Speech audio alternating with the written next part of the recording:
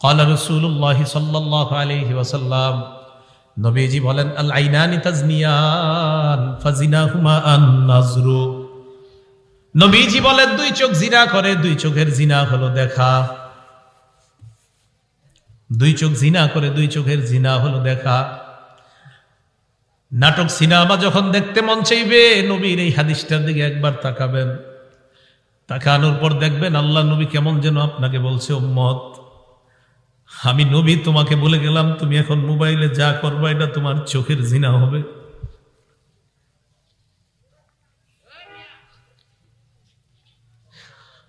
অনেক মানুষ প্রতিদিন এই গুনাহে লিপ্ত হয়, চোখের জিনা করে।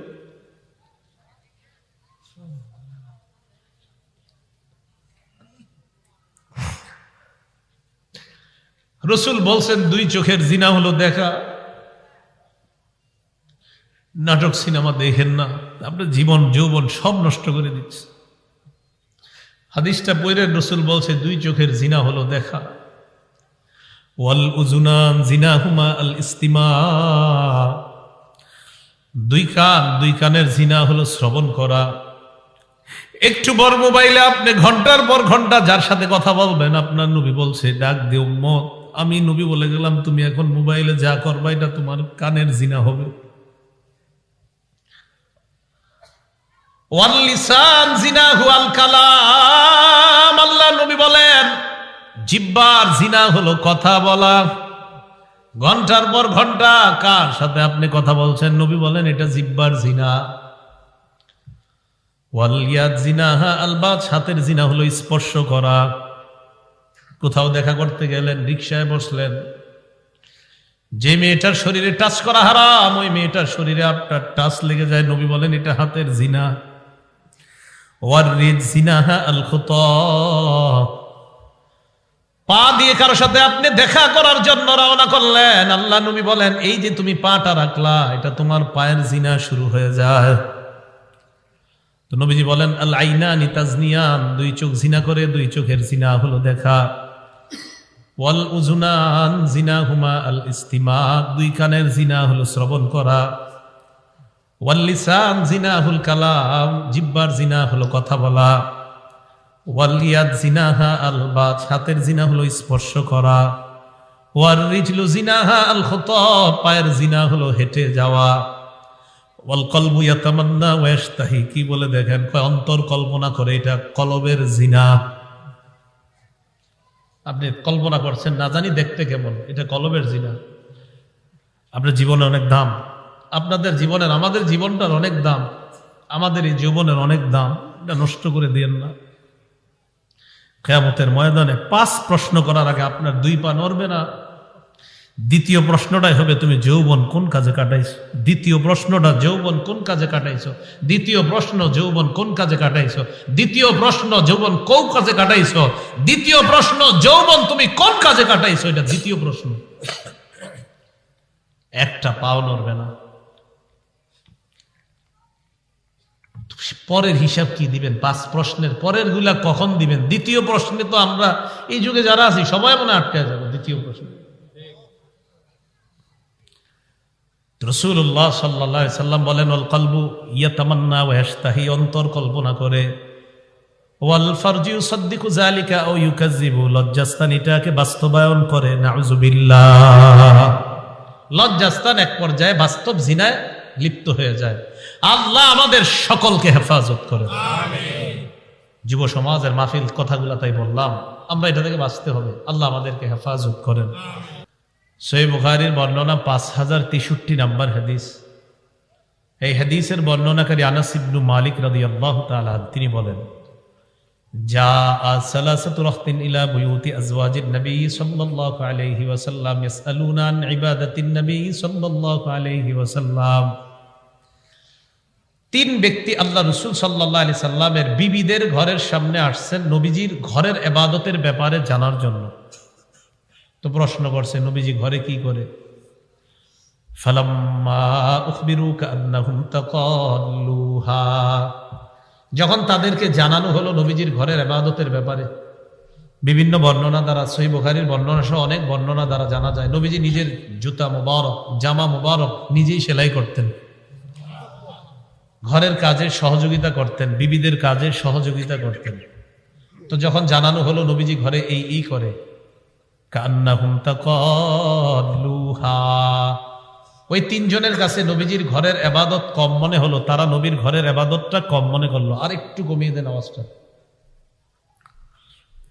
তো যখন তারা ইবাদত কম মনে করলো, ফাজা রাসূলুল্লাহ সাল্লাল্লাহু আলাইহি ওয়াসাল্লাম, নবীজি দিক দিয়ে বাসায় আসছে, আর এই তিনজনের অভিব্যক্তিটা শোনেন, যে তিনজন গেছে।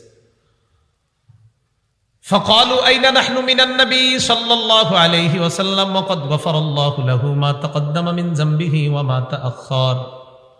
তাদের তিনজনের বক্তব্য, কোথায় আমরা, কোথায় আল্লাহ নবী?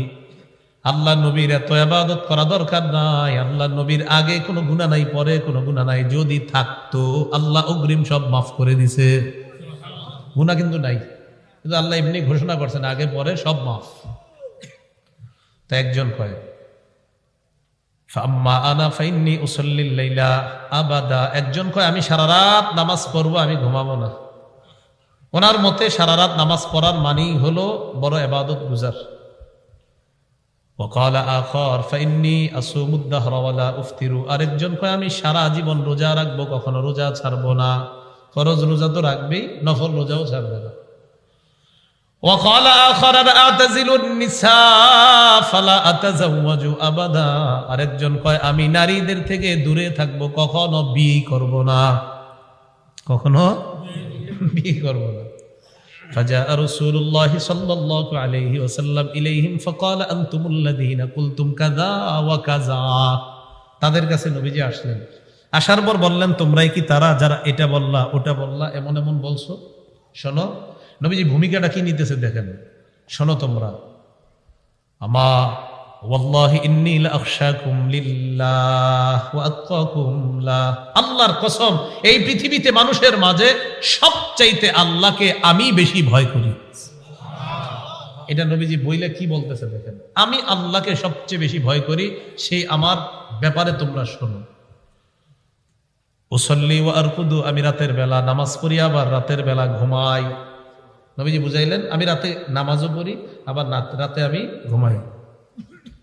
আবরার ভাই আলোচনা করলেন না তারাবি সম্পর্কে, ওই যে 8 রাকাত তাহাজ্জুদ, এই তাহাজ্জুদের ব্যাপারে ইমাম ইবনে আব্দুল বার লেখছেন ইউসাল্লি আরবাআ, 4 রাকাত পড়তেন তাহাজ্জুদ রসুল পইরা, সুম্মা ইয়ানাম, ঘুমাইতেন, ঘুম থেকে উইঠা সুম্মা ইউসাল্লি আরবাআ, আবার 4 রাকাত পড়তেন, পড়ার পর সুম্মা ইয়ানাম, আবার ঘুমাইতেন, ঘুম থেকে ওইটা সুম্মা ইউতিরু বিসালাস, এরপর 3 রাকাত পড়তেন। তো রসুল নামাজ পড়তেন, ঘুমাইতেন, আল্লাহর হক আদায় করতেন, শরীরের হক আদায় করতেন। তো সারা রাত ফজরের সুন্নতের আগ পর্যন্ত যেই নামাজ, এটার নাম কি হবে বলেন তো? তাহাজ্জুদ। আচ্ছা যাই হোক, তো রসুল সাল্লাল্লাহু আলাইহি সাল্লাম বলেন আমি ঘুমাই, আবার আমি নামাজ পড়ি, আমি নামাজ পড়ি, আমি ঘুমাই। তার মানে ঘুমানো, শরীরের হক আদায় করা, আবার নামাজ পড়া।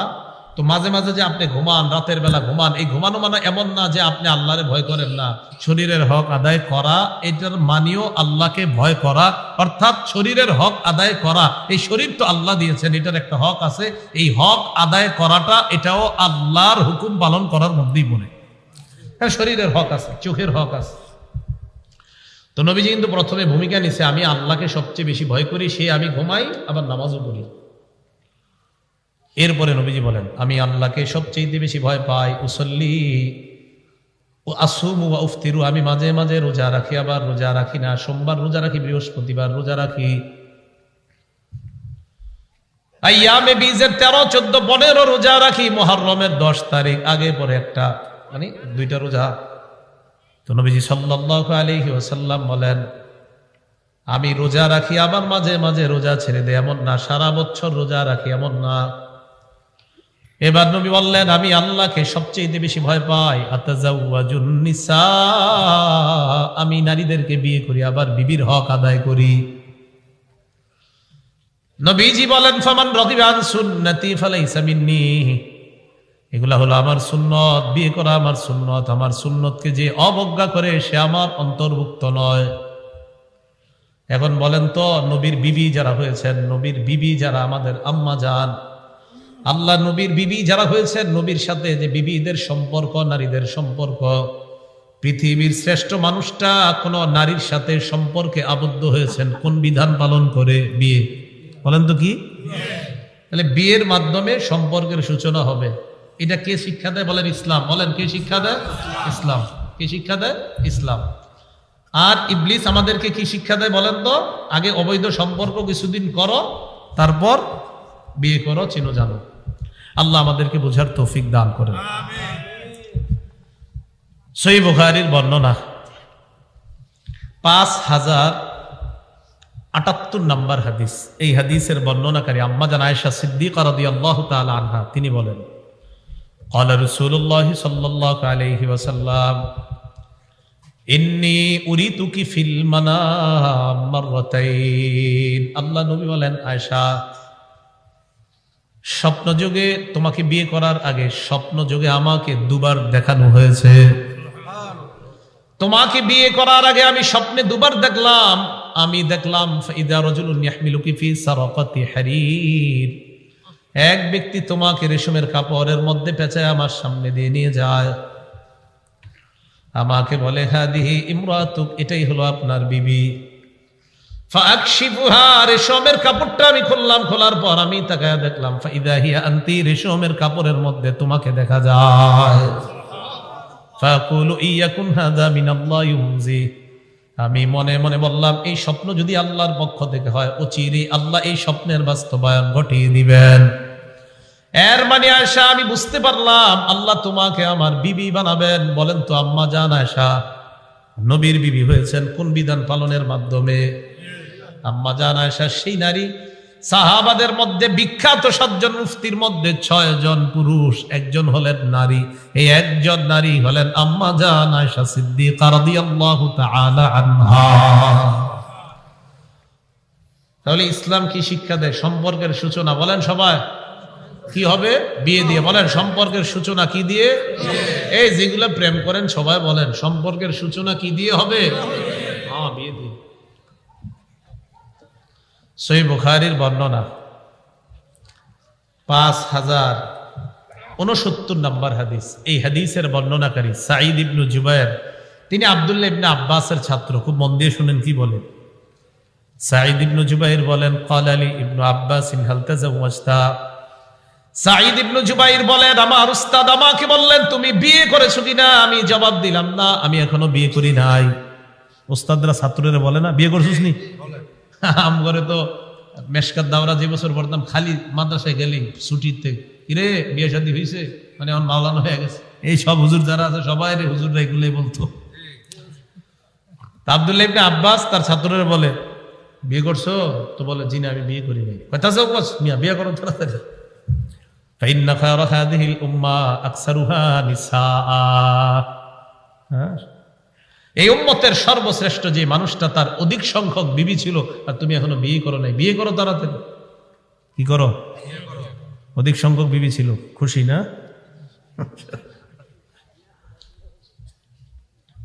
আল্লাহ ইসলাম সঠিকভাবে আমাদেরকে বোঝার তৌফিক দান করেন।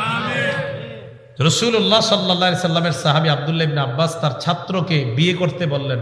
বলেন একজন ছাত্র তার উস্তাদকে নতুন একটা সম্পর্কে আবদ্ধ হওয়ার পরামর্শ দিলেন। এই সম্পর্কটার সূচনা করতে বললেন কি দিয়ে? না, বলছে আগে কিছুদিন সম্পর্ক করো। তাহলে আগে যে সম্পর্ক হবে এটার নাম অবৈধ সম্পর্ক, এটার মধ্যে বরকত নাই। বিয়ের মাধ্যমে যেটা শুরু হবে এটার নাম বৈধ সম্পর্ক। ইসলাম এটার অনুমোদন দেয়। এটার মধ্যে হাজারো কল্যাণ, হাজারো বরকত, হাজারো রহমত।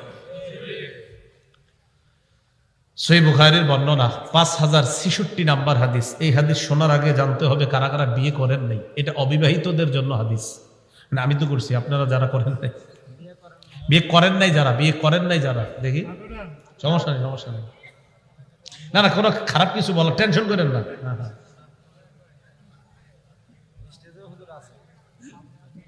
একটাও করেন নাই?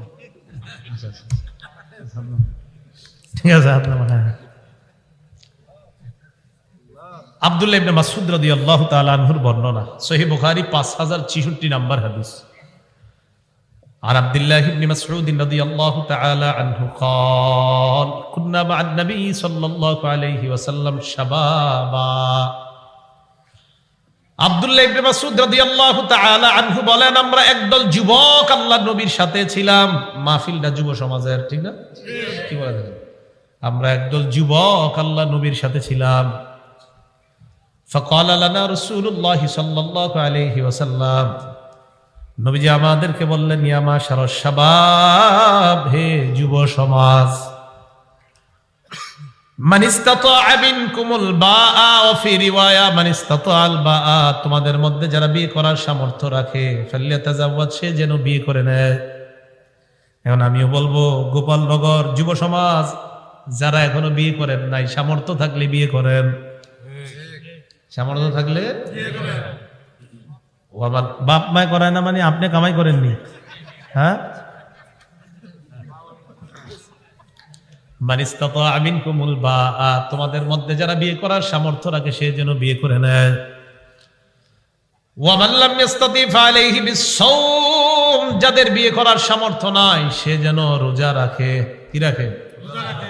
তাহলে আমি বলবো এক অংশ, বাকি অংশ বলবেন আপনারা। সামর্থ্য থাকলে বিয়ে, সামর্থ্য থাকলে বিয়ে, সামর্থ্য থাকলে বিয়ে, না থাকলে রোজা, সামর্থ্য থাকলে বিয়ে, না থাকলে রোজা। এবার আমার সাথে সবাই বলেন, বলেন গুনাহ করা যাবে না, গুনাহ করা যাবে না। যদি বলেন হুজুর আমার গুনাহ হয়, বিয়ে করেন। হুজুর টাকা নেই, রোজা রাখেন। হুজুর গুনাহ হয়ে যায় তো বিয়ে করেন, টাকা নেই তো রোজা রাখেন। রাসূল বলছে রোজা রাখতে, আপনি রোজা রাখেন, অবশ্যই এই রোজা আপনাকে গুনাহ থেকে হেফাজত করবে। তো নবীজি বলেন, ফাইন্নাহু আগাদ্দু লিল বাসারি ওয়া আহসানু লিল ফারজ, বিয়ে মানুষের নজর নিচে রাখে, লজ্জাস্থান হেফাজতে সহায়ক হয়ে যায়। ওয়া মান লাম ইসতাতি ফালাইহি বিস-সাওম ফাইন্নাহু লাহু বিজা, যে ব্যক্তি বিয়ে করার সামর্থ্য রাখে না সে যেন রোজা রাখে, এই রোজা তার যৌবন দমনের সহায়ক হয়ে যায়। তাহলে বলেন যৌবন দমনের উপায় দুইটা জানলাম। এক নাম্বার, টাকা থাকলে বিয়ে, যদি টাকা না থাকে রোজা। বলেন তো যৌবনের গুনাহ থেকে হেফাজতের জন্য কয়টা পদ্ধতি? অর্থ থাকলে বিয়ে, না থাকলে রোজা। মোবাইল চালানো যাবে না, গুনাহ করা যাবে না। আল্লাহ বুঝার তৌফিক দান করেন।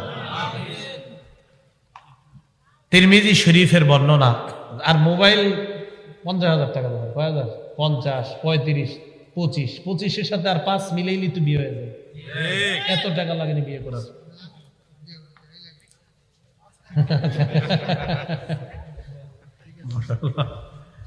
একটা আলোচনা আছে আমার, বিয়ে করতে তো টাকা লাগে না, এটা একটা বয়ান আছে। কোন বয়ানে জায়গা আছে বিয়ে করতে টাকা লাগে না? কোরআনের হাফেজ একটা বর্ণনা আছে, দেখবেন আপনি, বুখারীর বর্ণনা, যে রাসূল এক সাহাবীর কাছে দিয়ে আসে। আচ্ছা বলে ফেলে হাদিসটা, হ্যাঁ? একজন বসে রয়েছে, যাক আমাদের বিষয়বস্তু যেন ছুটে না যায়, একজন বসে রয়েছে। এক নারী আইসা নবীজিরে কয়, ইন্নী ওয়াহাবতু লাকা নাফসি, হুজুর আমি নিজেরে আপনার জন্য দান করে দিলাম, মানে আমি আপনারে দান করে দিলাম, আপনি আমাকে যেইভাবে নিবেন আমি ওইভাবে রাজি আছি। মানে চাইতেছে যে নবীজি যেন তাকে বিবি হিসাবে গ্রহণ করে নেয়। তো নবীজি নিচের দিকে তাকায় রইলেন, কোনো কথা বলে না। এক সাহাবী পাশে বসে, আপনার হুজুর যদি এই নারীকে আপনার কোনো প্রয়োজন না থাকে তো আমার সাথে বিয়ে দিয়ে দেন। রাসূলুল্লাহ সাল্লাল্লাহু আলাইহি সাল্লাম বললেন, বিয়ে করার সামর্থ্য আছে? সহিহ বুখারীর বর্ণনা। তো বলতেছে, হুজুর বিয়ে করার সামর্থ্য আমার তো তেমন কিছু নেই। বাড়িতে যাও, গিয়ে খোঁজো, খুঁজা কিছু পাইলে নিয়ে আসবা। যদি লোহার কোনো আংটিও পাও এটাই নিয়ে এসো, লোহার আংটিও যদি পাও নিয়ে এসো। তো গিয়েছে, ঘুরে আইসা হুজুর পাই না, কিচ্ছু নেই। হুজুর ইল্লা ইজারি হাজা, আমার লম্বা বয়ান আছে, ইল্লা ইজারি হাজার, আমার এই তহবন্দ মানে এখনকার যুগে হাজি সাহেবরা দেখবেন গিয়ে এই হাতা কাটা একটা লম্বা পরে কিছু একটা এখান থেকে, মানে পুরা একটা। তো ইজারি, যদি ইজারের বাংলা অর্থ হলো লুঙ্গি, ইজারের বাংলা অর্থ কি? বাকি ওই ইজার দ্বারা উদ্দেশ্য হলো এইখান থেকে একদম পা পর্যন্ত ঢেকে রাখে এটা। তো আয়েশা বলতেছে, হুজুর এইটা ছাড়া আমার আর কোনো সামর্থ্য নাই, চিন্তা করেন। তো রাসূল বললেন, এটা ছাড়া কিছু নাই না, তোমার এটার অর্ধেক যদি তোমার বউরে দেই তো তুমি কি পরবা? নবীজি আবার এটা বলতেছে, অর্ধেক যদি বিবিরে মোহর দেই কি পরবা? না না, বিয়ে হবে না, যাও। তো যাবে, এটা কয়, দাঁড়াও হাল মাআকা মিনাল কোরআন, কোরআনের কিছু পারো তুমি? কয় জি। কি পারো? সূরাতুল কাযা ওয়া কাযা, অমুক অমুক সূরাটা আমি পারি। নবীজি বললেন, ঠিক আছে, জাওয়াজ তুকাহা বিমা মাআকা মিনাল কোরআন, এই মেয়েটাকে তোমার সাথে, তুমি যে কোরআন পারো কিছু, এই কোরআন পারার কারণেই আমি তোমার সাথে মেয়েটাকে বিয়ে করি। কি বিয়ে হয়নি? মাশাআল্লাহ, অনেক টাকাওয়ালারা তাদের মেয়েকে হাফেজে কোরআন বা ভালো আলেম, টাকা পয়সা না, এরকম খোঁজে খোঁজে ছেলের কাছে বিয়ে দিয়ে দেয়। আচ্ছা যাই হোক, আমরা আলোচনায় যাই। তো বলছিলাম পবিত্র সম্পর্কের সূচনা হবে বিয়ে দিয়ে, অবৈধ সম্পর্ক আমরা যাব না। আল্লাহ আমাদেরকে হেফাজত করেন। তিরমিজি শরীফের 1080 নম্বর হাদিস, قال رسول الله صلى الله عليه وسلم أربع من سنن المرسلين, আল্লাহ নবী বলেন সমস্ত রাসূলদের সুন্নাত 4টা। বলেন সব রাসূলদের সুন্নাত কয়টা? 1 নাম্বার আল হায়া, লজ্জা। সব রাসূলের সুন্নাত হলো লজ্জা। 1 নাম্বার লজ্জা। বলেন 1 নাম্বার লজ্জা। লজ্জাটার এত অভাব আমাদের। ছেলে মেয়ে, বাবা মা, ভাই বোন, পারিবারিক বন্ধন অটুট রাখার জন্য ড্রয়িং রুমে বসে একসাথে নাটক সিনেমা দেখার ঘটনা বাংলাদেশে না থাকলেও পৃথিবীতে আছে। আচ্ছা আচ্ছা আচ্ছা আচ্ছা, ঠিক আছে। মুসনাদ আহমদের 26,638 নম্বর হাদিসে রাসূল সাল্লাল্লাহু আলাইহি সাল্লাম বলেন, ইযা যাহারাতিল মাআসি ফি উম্মতি আম্মাকুমুল্লাহু বিআযাবিন মিন ইনদিহি, আমার উম্মতের মধ্যে যখন গুনাহ প্রকাশ্যে রূপ ধারণ করবে, কবে করবে রূপ ধারণ প্রকাশ্যে? কবে? আগামীকাল না চলতেছে? নবীজি বলেন আমার উম্মতের মধ্যে যখন গুনাহ প্রকাশ্যে রূপ ধারণ করবে, আল্লাহ তাদেরকে ব্যাপক গজব দ্বারা পাকড়াও করবে। নাউজুবিল্লাহ। আমি মাঝে মাঝে চিন্তা করি, আমার আব্বা 5 বছর আগে মারা গেছে, আমার আব্বার পাশে বসে আমি সিনেমা দেখতে পারতাম। গ্রামে চিন্তা করি যে আচ্ছা আমি আর আমার আব্বা সিনেমা দেখি, চিন্তা করি গাড়িতে বসে বসে যে আব্বার আমি যদি সিনেমা দেখতাম, তখন আমি গুনাহ তো হবে, এই গুনাহের অপশনটা পরে রাখি। আমি চিন্তা করি যে আচ্ছা আমার রুচি কি বলে, কি বলেন কি? তো আমি চিন্তা করে দেখলাম না না, মানুষের যদি কোনো মানসিক রুচি থাকে, কেউ যদি মানুষ হয়, কি হয়? আর তার যদি মানসিক রুচি থাকে, তো কোন রুচিশীল মানুষের রুচি, তার বাপ আর ছেলে আর মা একসাথে বসে নাটক সিনেমা দেখবে, গুনাহের চিন্তাটা পড়ে। আরে রুচিও তো কোনোদিন মা বাবা একসাথে বসে সিনেমা দেখবে সন্তানের সাথে, এটা তো কোনো রুচিশীল মানুষের পক্ষে হতে পারে না। রুচি কিভাবে দেয়? লজ্জা করে না? লজ্জারও তো একটা ব্যাপার আছে। ছেলে মেয়ে ভাই বোন একসাথে বৈশা নাটক সিনেমা, আরে রুচি কিভাবে আপনাকে সাহায্য? সেটা বলেন। গুনার চ্যাপ্টার রাখেন, গুনাহ পরে রুচি কিভাবে আপনারা দেন?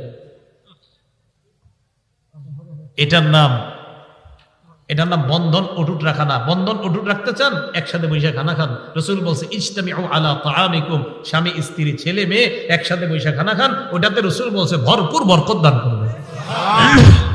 এটা না করে একসাথে টেলিভিশন দেখে, এটার নাম পারিবারিক বন্ধন অটুট রাখা না, এটার নাম অশ্লীলতা, এটার নাম বেহায়াপনা, এটার নাম নির্লজ্জতা, এটার নাম আমাদের সমাজ ধ্বংস করার একটা হীন ষড়যন্ত্র ছাড়া আর কিছু না। ঘরের মধ্যে বিশাল একটা কিছু ঢুকায় দেয় আর পারিবারিক বন্ধন অটুটের চেষ্টা করে। আরে মিয়া, রুচিকে জিজ্ঞাসা করেন। আপনার শরম করে না? আপনি ছেলে আর মেয়ের সাথে একসাথে বসে টেলিভিশন দেখেন, আপনার রুচি কি বলে সেটা আগে দেখেন। গুনাহের চ্যাপ্টার পরে আলেমদেরকে জিজ্ঞাসা করেন। গুনাহ তো আপনিও জানেন, কিন্তু রুচি কি বলে?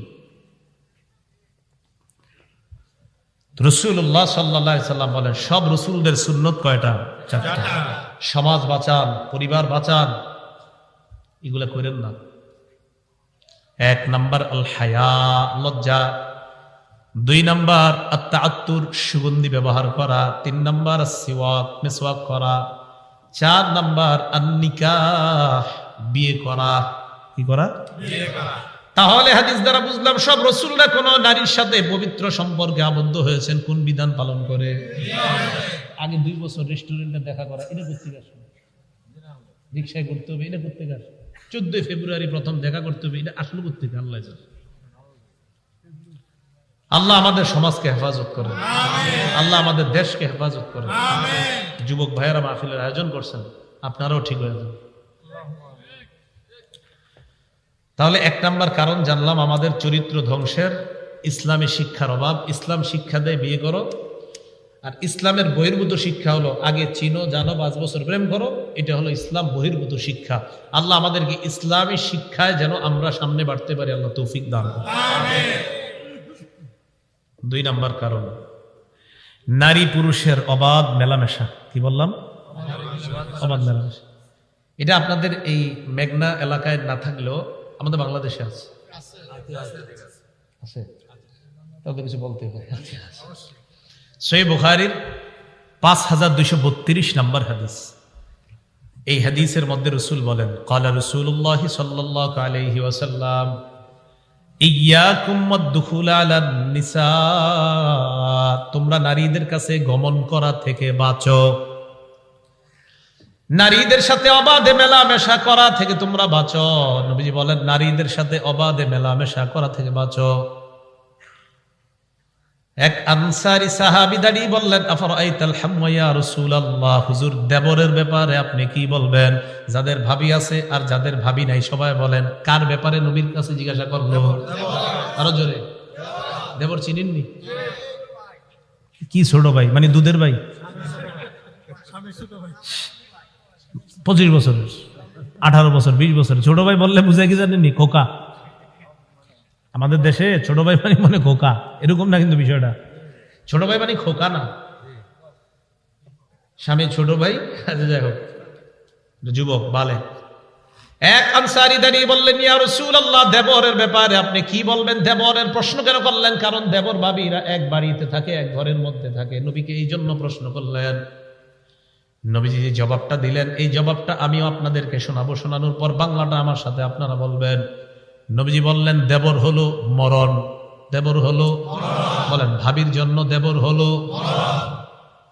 অনেক ভাবিরা বাহিরে পর্দা করে, মানে আপনার খাস পর্দা সব ঠিক আছে, ঘরে পর্দা করে না, দেবরের সাথে পর্দা করে না। তো কি হলো এটা? যেটারে নবী মরণ বললেন, এখানেই পর্দা নেই।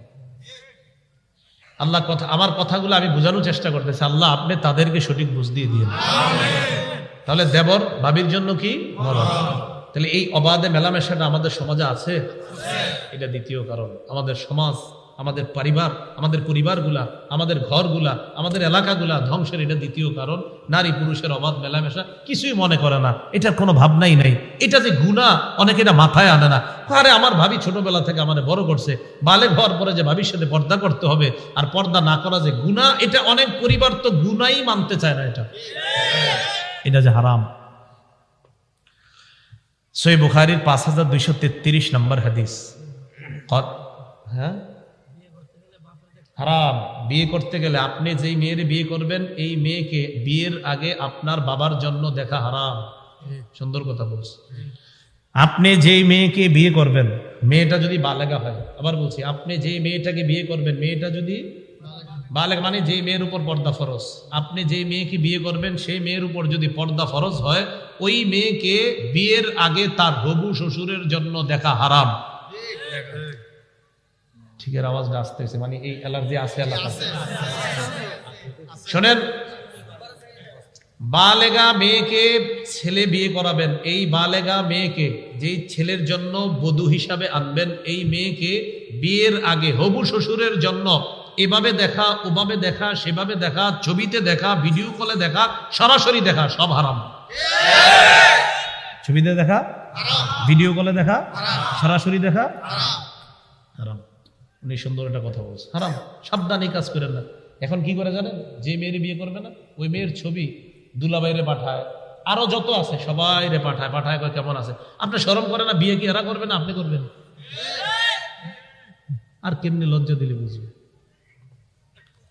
আরে আপনার তো রুচি, রুচি বলা উচিত যে আপনার রুচি কিভাবে সাহায্য। আমার বিবি আমি দেখবো কেন, আমি 14 জনকে দেখাবো?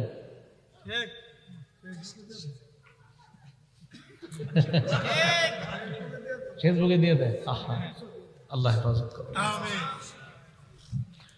রাসূলুল্লাহ সাল্লাল্লাহু আলাইহি সাল্লাম বলেন, কোন ব্যক্তি বিয়ে করার পর তার বিবির সাথে কি হয় না হয় যদি বন্ধুদের সাথে শেয়ার করে, তাহলে রাস্তার মধ্যে শয়তান একটা অন্য শয়তান নারীর সাথে জিনা করলে সরাসরি, যেমন এরা কেমন যেন এই দুইজন, এক শয়তান আরেক শয়তানের সাথে রাস্তায় ব্যভিচার করলো, যারা বউয়ের সাথে কি হলো না হলো এটা যারা বন্ধুর সাথে বলে বেড়ায়।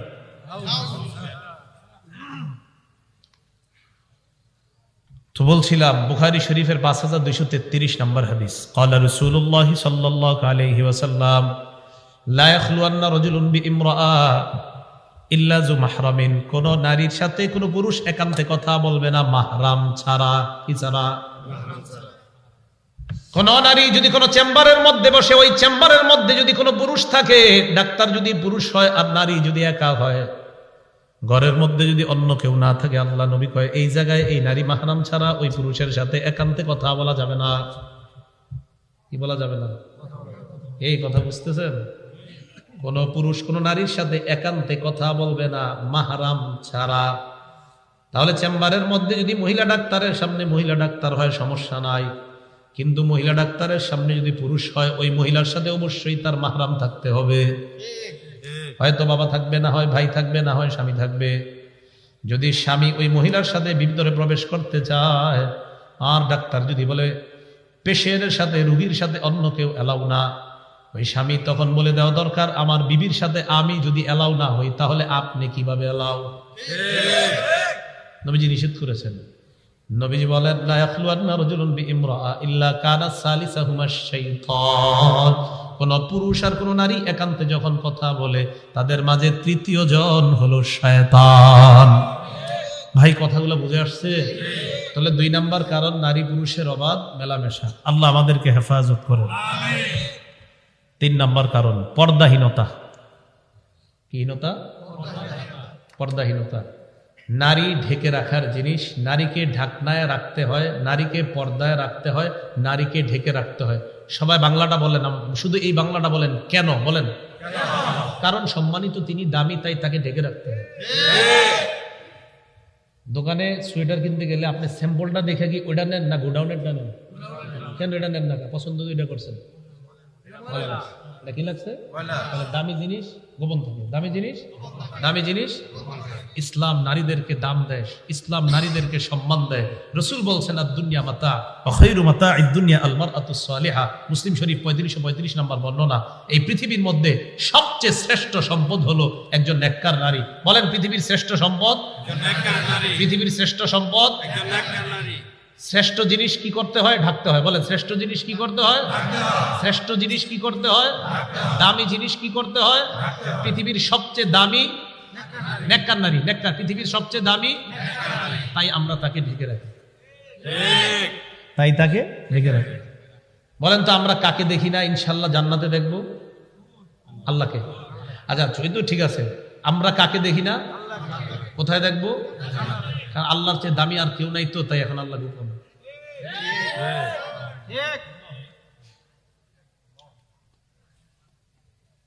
এই জন্য দামি জিনিস দেখতে হইলে যোগ্যতা অর্জন করতে হয়। তো আমরা যোগ্যতা অর্জন করে যখন জান্নাতে যাব তখন সবচেয়ে দামি আল্লাহকে দেখতে পাবো।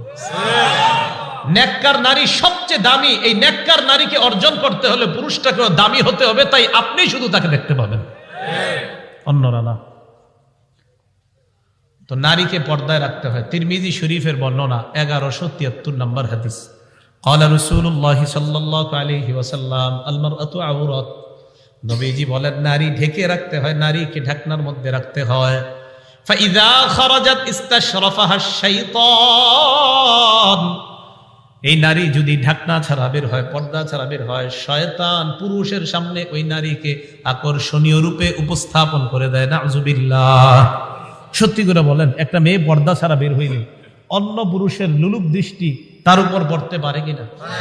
তো এই পর্দাহীনতা তৃতীয় কারণ। আমাদের চরিত্র, নীতি, নৈতিকতা, আমাদের সমাজ ব্যবস্থা ধ্বংসের 3 নম্বর কারণ পর্দাহীনতা।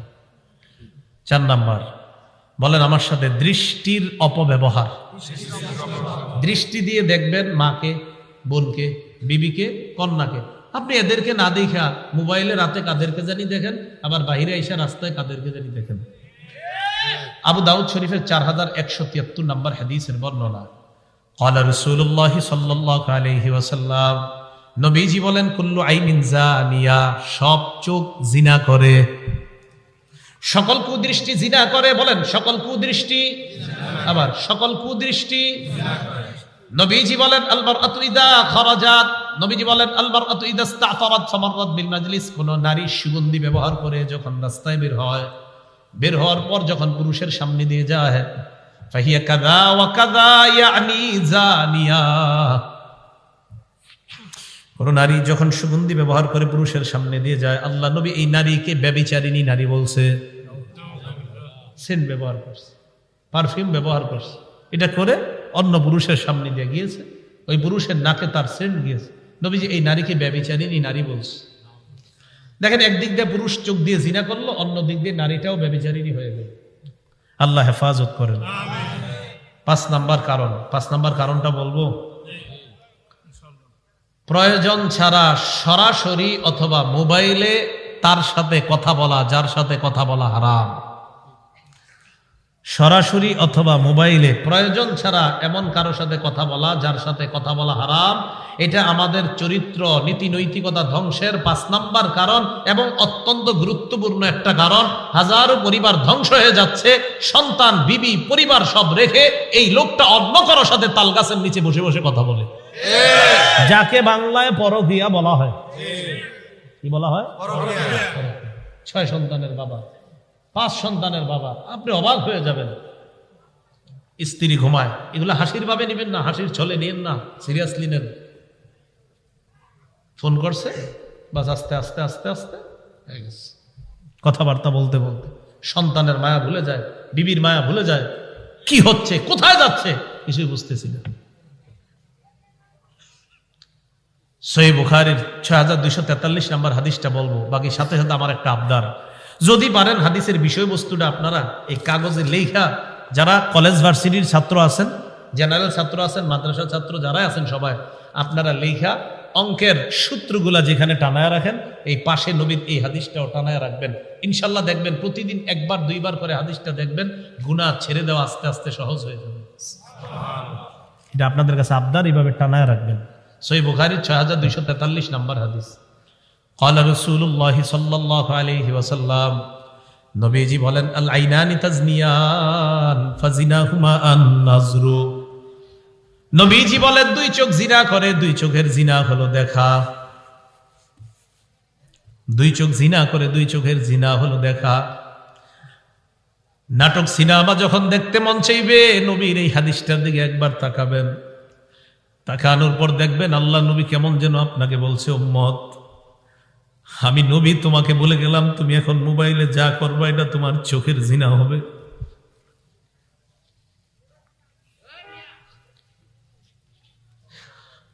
অনেক মানুষ প্রতিদিন এই গুনাহে লিপ্ত হয়, চোখের জিনা করে।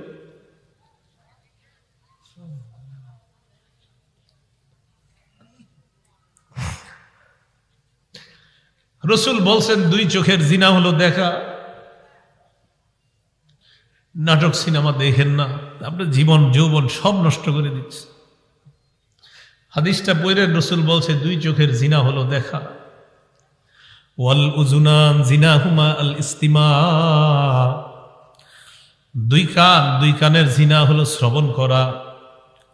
একটু বড় মোবাইলে আপনি ঘন্টার পর ঘন্টা যার সাথে কথা বলবেন, আপনার নবী বলছে, ডাক দে উম্মত, আমি নবী বলে গেলাম, তুমি এখন মোবাইলে যা করবা এটা তোমার কানের জিনা হবে। ওয়াল লিসান জিনাহু আল কালাম। আল্লাহ নবী বলেন, জিহ্বার জিনা হলো কথা বলা। ঘন্টার পর ঘন্টা কার সাথে আপনি কথা বলছেন, নবী বলেন এটা জিহ্বার জিনা। ওয়াল ইয়াদ জিনাহা আল বাত। হাতের জিনা হলো স্পর্শ করা। কোথাও দেখা করতে গেলেন, রিকশায় বসলেন, যে মেয়েটার শরীরে টাচ করা হারাম, ওই মেয়েটার শরীরে আপনার টাচ লেগে যায়, নবী বলেন এটা হাতের জিনা। ওয়ার রিদ জিনাহা আল খুতা। পা দিয়ে কারো সাথে আপনি দেখা করার জন্য রওনা করলেন, আল্লাহ নবী বলেন এই যে তুমি পাটা রাখলা, এটা তোমার পায়ের জিনা শুরু হয়ে যায়। তো নবীজি বলেন, আল আইনানি তাজনিয়ান। 2 চোখ জিনা করে, 2 চোখের জিনা হলো দেখা। ওয়াল উযুনান জিনাহুমা আল ইস্তিমা। 2 কানের জিনা হলো শ্রবণ করা। ওয়াল লিসান জিনাহুল কালাম। জিহ্বার জিনা হলো কথা বলা। ওয়াল ইয়াদ জিনাহা আল বাত। হাতের জিনা হলো স্পর্শ করা। ওয়ার রিজলু জিনাহা আল খুতা। পায়ের জিনা হলো হেঁটে যাওয়া। ওয়াল কলবু ইয়াতামান্না ওয়া ইয়াশতাহি। কি বলে দেখেন, অন্তর কল্পনা করে, এটা কলবের জিনা। আপনি কল্পনা করছেন, না জানি দেখতে কেমন, এটা কলবের জিনা। আপনার জীবনে অনেক দাম, আপনাদের জীবনের, আমাদের জীবনটার অনেক দাম, আমাদের এই জীবনের অনেক দাম, এটা নষ্ট করে দিয়েন না। কিয়ামতের ময়দানে 5 প্রশ্ন করার আগে আপনার 2 পা নড়বে না। দ্বিতীয় প্রশ্নটাই হবে তুমি যৌবন কোন কাজে কাটাইছো। দ্বিতীয় প্রশ্নটা যৌবন কোন কাজে কাটাইছো। দ্বিতীয় প্রশ্ন যৌবন কোন কাজে কাটাইছো। দ্বিতীয় প্রশ্ন যৌবন কোন কাজে কাটাইছো। দ্বিতীয় প্রশ্ন যৌবন তুমি কোন কাজে কাটাইছো, এটা দ্বিতীয় প্রশ্ন। একটা পাও নড়বে না। পরের হিসাব কি দিবেন? 5 প্রশ্নের পরের গুলা কখন দিবেন? দ্বিতীয় প্রশ্নে তো আমরা এই যুগে যারা আছি সবাই মনে আটকে যাবো দ্বিতীয় প্রশ্ন। রাসূলুল্লাহ সাল্লাল্লাহু আলাইহি সাল্লাম বলেন, আল কলবু ইয়াতামান্না ওয়া ইয়াশতাহি, অন্তর কল্পনা করে, ওয়াল ফারজু ইউসাদ্দিকু যালিকা আও ইউকাযযিবু, লজ্জাস্থান এটাকে বাস্তবায়ন করে। নাউযুবিল্লাহ।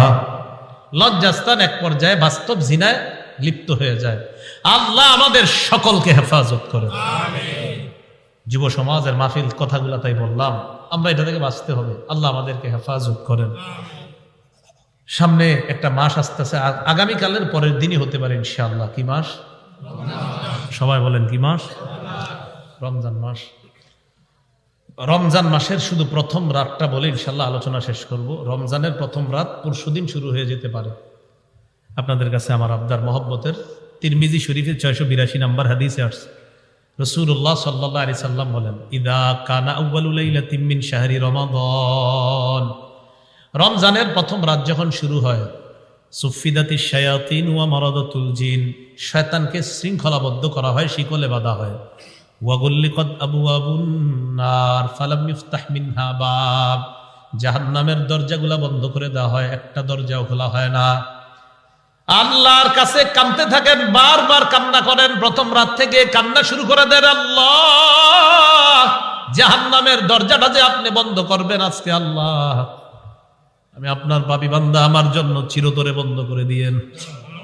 বলেন, ওয়া ফুতিহাত আবওয়াবুল জান্নাহ ফালাম ইউগলাক মিনহা বাবুন, জান্নাতের দরজা খোলা হবে, একটা দরজাও আর বন্ধ করা হবে না। আল্লাহরে বলবেন, আল্লাহ আমার গুনাহ যদি আমার বিবি জানে স্বামী বলে পরিচয় দিবে না, আমার গুনাহ যদি আমার মেয়ে জানে, আমার ছেলে জানে বাবা বলে পরিচয় দিবে না। আল্লাহ আপনি ছাড়া আমার যাওয়ার কোনো উপায় নাই। মাবুদ আজকে আপনি জান্নাতের দরজাগুলা খুলছেন, আমার জন্য সর্বদা এই জান্নাতের দরজা খোলা রাখেন। ওয়ায়ুনাদি মুনাদিন ইয়া বাগিয়াল খাইর আকবিল, একজন আহ্বানকারী ডাক দিয়ে বলে, হে কল্যাণের অন্বেষণকারী তুমি আরো আগে বেড়ে যাও। কল্যাণের অন্বেষণকারী তুমি আরো আগে বেড়ে যাও। তুমি তো আগেও আমল করতা, রমজান মাসে আমল বাড়ায়া দিয়ে আরো আগে বেড়ে যাও। এরপর কি বলে দেখেন, ওয়া বাগিয়াশ শাররি আকসির, হে পাপ অন্বেষণকারী থামো। হে পাপ অন্বেষণকারী থামো। হে পাপ অন্বেষণকারী কি করো? থামো। এটা ফতুয়া বোর্ডে, এখানে না। হে পাপ অন্বেষণকারী তুমি থামো। আকসির, তুমি সংযত হও, তুমি থেমে যাও। তাহলে দেখেন রমজানের প্রথম রাতে এটা যেন আমাদেরকে বলতে না হয়, আজকে থেকে আমরা থেমে যাই, আজকে থেকে গুনাহ থেকে থেমে যাই। পরশু রাতে একজন আহ্বানকারী বলবে, পাপ অন্বেষণকারী, আরে থামো না, আর কত পাপ করবা, থামো এবার, আর কত পাপ করবা, থামো এবার। আজকে থেমে যান, আজকে থেমে যান, আজকে থেকে থেমে যান না, সবাই থেমে যাই। চলেন আমরা সবাই একসাথে জান্নাতে যদি আমাদের দেখা হয় তো আমাদের সমস্যা কোথায়? থেমে যাই, চলেন পাপ ছেড়ে দেই, হারাম কাজ ছেড়ে দেই। আল্লাহ কথাগুলা বোঝার তৌফিক দান করেন। এরপর নবীজি বলেন, ওয়ালিল্লাহি উতাকাউ মিনান নার, প্রথম রাতে অসংখ্য অগণিত জাহান্নামীকে আল্লাহ পাক রব্বুল আলামিনের পক্ষ থেকে মুক্তির ব্যবস্থা করে দেওয়া। সুবহানাল্লাহ। ওয়া যালিকা ফি কুল্লি লাইলা, নবীজি বলেন এইভাবে প্রত্যেক রাতে আল্লাহর পক্ষ থেকে অসংখ্য অগণিত জাহান্নামীকে মুক্তি দেওয়া হয়। রমজান মাসে প্রত্যেক দিন আল্লাহরে বলবেন, আল্লাহ আমার আত্মীয় স্বজনের কেউ জাহান্নামে আছে কিনা আমার জানা নাই। মাবুদ আজকে রাত্রে যাদেরকে আপনি জাহান্নাম থেকে স্পেশাল মুক্তি দিয়ে দিবেন, আমার আত্মীয় স্বজনের কেউ জাহান্নামী হয়ে থাকলে আজকে ওই তাদের সাথে তাকেও মুক্তির ব্যবস্থা করে দিয়ে বলা ঠিক আছে না? ইনশাল্লাহ এইভাবে আমরা বলবো। আল্লাহ পাক রব্বুল আলামিন আমাদের সকলকে এই রমজান মাসের আগে মাশাআল্লাহ আপনারা সুন্দর আয়োজন করেছেন। আজকে গুরুত্বপূর্ণ কথাগুলোও হয়েছে। আমরা জিনার চিন্তাও করব না। ব্যভিচার, যেই কাজ আমাদেরকে ব্যভিচারের দিকে নিয়ে যায়, এগুলা থেকে আমরা বিরত থাকব। আমরা বিবাহ নামক পবিত্র সম্পর্কের প্রতি উৎসাহিত হব, অবৈধ কোনো সম্পর্কের প্রতি আমরা উৎসাহিত হব না। আমি যেই তরজে বয়ান করি, ওলামা হজরতদের আবেদনে, ইমাম খতিব আপনারা যারা আপনাদের আবেদনে, এই তরজেই আমার বয়ানগুলার সংকলন করা হয়েছে। 6 খণ্ডে অলরেডি সংকলন করা শেষ আলহামদুলিল্লাহ। 3 খণ্ড বের হয়ে গেছে, বাকি 3 খণ্ড মানে আমার সময় কুলাইতেছেন। এই যে আপনারা দেন 2 দিন পরে রমজান, তাও আজকে দাওয়াত দিচ্ছেন। রমজান কবে? পরশু দিন না? ওই দিনও দাওয়াত আছে। দাওয়াত আছে, আমি তারাবি পড়াই। আমি বলছি আমি তো তারাই পড়াই, তাহলে দিনের বেলা বয়ান করবো। তো এখন ওইটা ইনশাল্লাহ বের হয়ে যাবে, রেডি, লেখা সব রেডি। তো 3 খণ্ড বের হয়ে গেছে, বাকি 3 খণ্ড লেখা টেখা সব রেডি, শুধু সময়ের অপেক্ষা, বের হয়ে যাবে। মিম্বরের আমানত, 1ম খণ্ড, 2য় খণ্ড, 3য় খণ্ড। ওলামা হজরতরা বয়ান যদি করতে চান এটা পরে বয়ান করতে পারবেন একদম। এখানে আজগুবি কিছু লেখা হয় নাই, বলা হয় নাই, বাস আমি যেভাবে যা বলি এইভাবে লেখা। মিম্বর থেকে যারা খতিব যারা খুতবা দেন আপনারাও রাখতে পারেন। সাধারণ যারা আছেন, কলেজ ভার্সিটির ছাত্র যারা আছেন, আপনারাও একদম স্বতঃস্ফূর্তভাবে নিতে পারেন। এমন কিছু লেখা হয় না যেটা আপনারাও বুঝবেন না, সহজে একদম সবাই বুঝতে পারবেন। ওই কিতাব 3টা, গাড়ি কোথায় আমি জানি না, গাড়ি আছে যেখানে ওখানে কিতাবগুলো আছে, আপনারা সংগ্রহ আচ্ছা এদিকে থাকলে এদিকে, ওখানে পিছনে না গাড়ি, তো ঠিক আছে পিছনে গাড়ি থেকে আপনারা 5 মিনিটের মধ্যে ইনশাল্লাহ, 5 মিনিট পরে আবার শাটার গাড়ির বন্ধ করে দেওয়া হবে, এরপরে আর হবে না। 5 মিনিটের মধ্যে যতজন পারি, ভিড় করবো না, গাড়ির পাশের ভাঙবো না। ওই দিন কিতাব নিতে গিয়ে একদল ভেঙে ফেলছে। আমরা সুন্দরভাবে শৃঙ্খলার সাথে 5-7 মিনিটে যতজন নিতে পারি ইনশাল্লাহ। মিম্বরের আমার দাম হলো একটা খণ্ড 220 টাকা, 3টা একসাথে মনে হয় 660 টাকা। ঠিক আছে, স্বল্প একদম, আপনার পৃষ্ঠা আপনার সব সুন্দরই হয়েছে। আমার প্রথম হিসাবে ভালোই হয়েছে, ভালো পৃষ্ঠা দেওয়ার চেষ্টা করা হয়েছে। আপনারা নিতে পারেন, পড়তে পারেন। মা বোনদেরকেও আপনারা দিতে পারেন ঘরে, তাদেরও কাজে লাগবে, একদম খুব কাজে লাগবে। মা বোন যারা আছে তাদের জন্য স্বামী স্ত্রীর অধিকার, সন্তানের অধিকার, সবগুলা লেখা ওখানে পাবেন ইনশাআল্লাহ।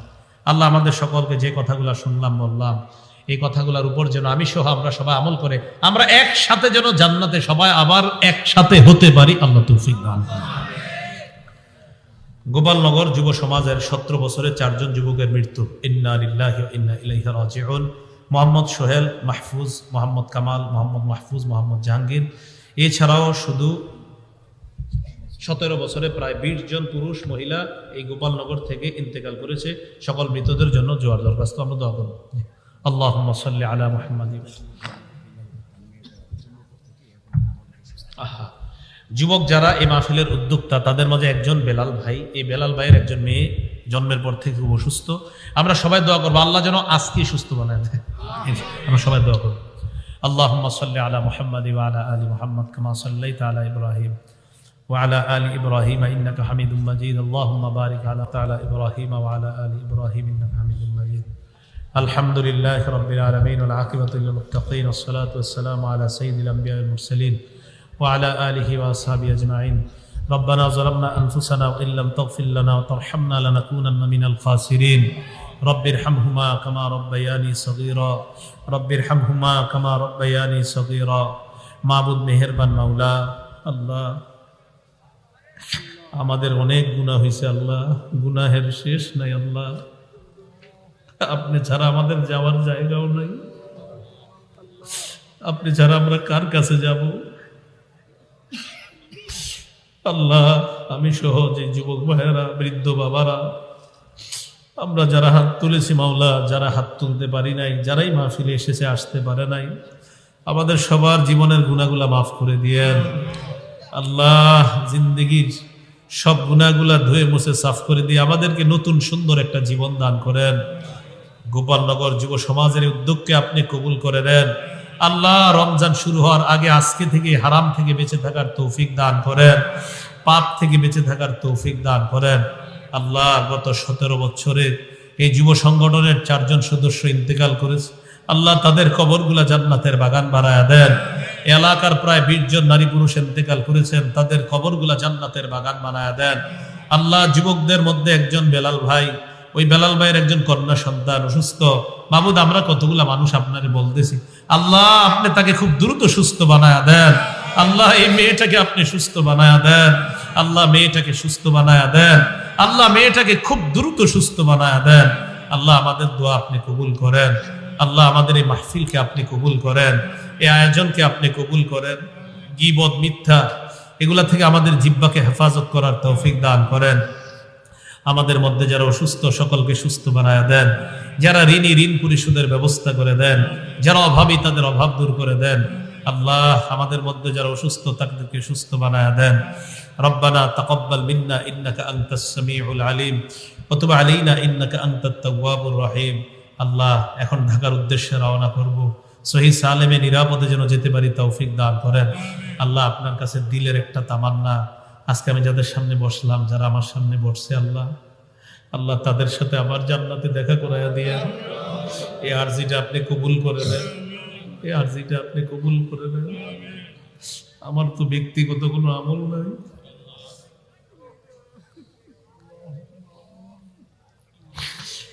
এই মানুষগুলো আমার কথা শুনছে তো কেন শুনছে?